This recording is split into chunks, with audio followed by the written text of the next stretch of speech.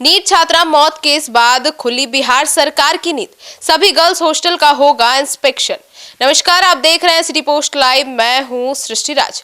पटना के Shambhu girls hostel में जहानाबाद की नीट छात्रा की मौत के मामले के बाद बिहार सरकार हरकत में आ गई है।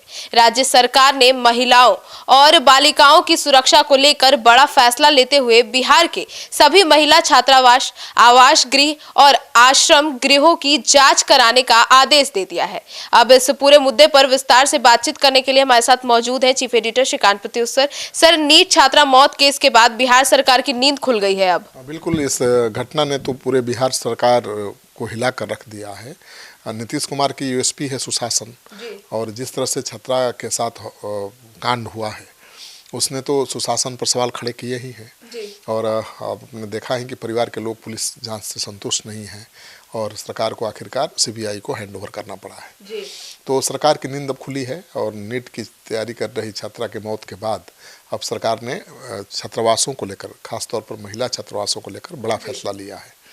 हॉस्टल में छात्रा से रेप के आरोप लगे, जिसके बाद बिहार सरकार ने सभी गर्ल हॉस्टल की जांच का आदेश दिया है और डीजीपी से लेकर पटना के एसपी तक को एक पत्र जारी किया गया है, जिसमें सभी जिलों के महिला छात्रावास की जांच के लिए टीम बनाने और हॉस्टल की जांच करने का आदेश दिया गया है।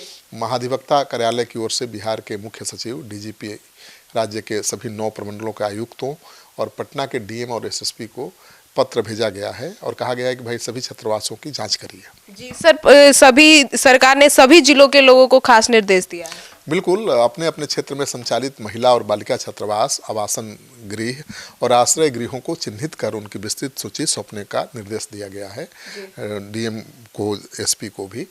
और इसके बाद महिला दंडाधिकारी के नेतृत्व में महिला पुलिस पदाधिकारी और अन्य महिला कर्मियों की विशेष टीम गठित की जाएगी, जो इन सभी महिला छात्रावासों का निरीक्षण करेंगी और निरीक्षण के दौरान सुरक्षा व्यवस्था, रजिस्टर, सीसीटीवी, प्रवेश निकास, रहने की व्यवस्था और प्रशासनिक निगरानी जैसे बिंदुओं की गहन जांच पड़ताल की जाएगी।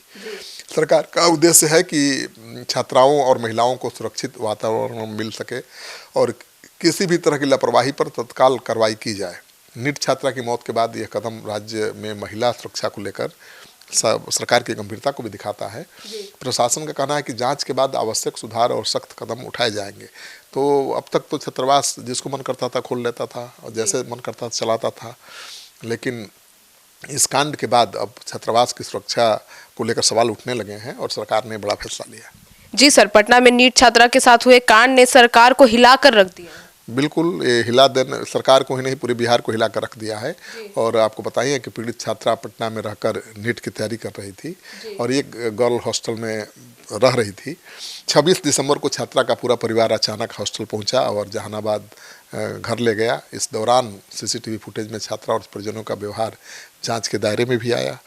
छात्रा 26 दिसंबर से 5 जनवरी तक घर पर रही। इस दौरान उसकी मानसिक स्थिति, मोबाइल सर्च हिस्ट्री और संपर्कों की जांच की जा रही है। 5 जनवरी को छात्रा पटना लौटी। इसी दिन रात 9:30 बजे घटनाक्रम को सबसे अहम माना जा रहा है। 5 जनवरी की रात 9:30 बजे से 6 जनवरी सुबह दोपहर 2 बजे तक हॉस्टल में गतिविधियां संदिग्ध पाई गई हैं और इस दौरान 17 घंटे का सीसीटीवी फुटेज गायब या उपलब्ध नहीं होने को लेकर सवाल उठे हैं। 6 जनवरी को छात्रा की हालत गंभीर हुई और बाद में उसकी संदिग्ध परिस्थितियों में मौत हो गई। पोस्टमार्टम और एफएसएल जांच में छात्रा के कपड़ों पर स्पर्म मिलने के बाद रेप की आशंका सामने प्रबल हुई और इसके बाद मामला दर्ज हुआ। अब परिवार को तो बिहार पुलिस पर भरोसा ही नहीं है और सरकार ने सीबीआई जांच की सिफारिश कर दी है। मामला कोर्ट में भी पहुंच चुका है। अब ये देखना दिलचस्प होगा कि सीबीआई इसको टेकअप करती है या नहीं। पटना हाई कोर्ट क्या फैसला लेता है इस पर, क्योंकि छात्रा के पिता ने जो परिवारवाद दायर किया है, रिट याचिका दायर की है, उसमें शासन, प्रशासन और अस्पताल, इस मामले से जुड़े सभी लोगों को पार्टी बनाया है। डीजीपी तक को, मुख्य सचिव, डीजीपी, अस्पताल के मालिक, हॉस्टल के मालिक, डॉक्टर, एसएसपी, सबको पार्टी बनाया है। अब मुश्किल तो बढ़ी हुई है। देखिए, छात्राएं सुरक्षित नहीं रहेंगी तो सुशासन पर सवाल उठेंगे और जिस तरह से दिन दहाड़े अपराध की वारदातें हो रही हैं, आज पटना में, पाटलिपुत्रा में जिस तरह से एक दुकानदार को गोली मारने की कोशिश की गई। अगर स्थानीय लोगों ने हिम्मत नहीं दिखाई होती तो आज उस दुकानदार की जान चली जाती। खुलेआम हथियार लेकर, हाँ, खुलेआम हथियार लेकर शूटआउट को अंजाम देने की कोशिश की गई। पहली गोली मिस हो गई, दुकानदार ने हाथ पकड़ लिया शूटर का और स्थानीय लोगों ने दबोच लिया। अगर नहीं स्थानीय लोग हिम्मत दिखाते तो आज जो दुकानदार मारा जाता। तो अपराधियों का मनोबल तो बढ़ा है, ये दिख रहा है।